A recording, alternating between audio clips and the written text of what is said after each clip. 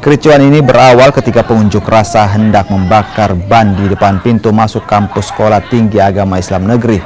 Namun mendapat penolakan sehingga terjadi aksi saling dorong dan adu jotos. Bahkan beberapa pengunjuk rasa saling kejar-kejaran dengan pengamanan kampus.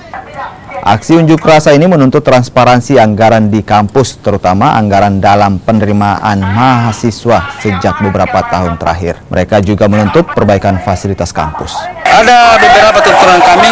Yang pertama, sebagai grand isu itu transparansi anggaran kampus, dan turunan isu itu menagih janji birokrat mengenai fasilitas kampus.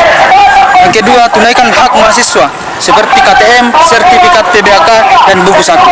Yang ketiga itu mengenai KKN dan PPN. Ya, harapan sendiri bila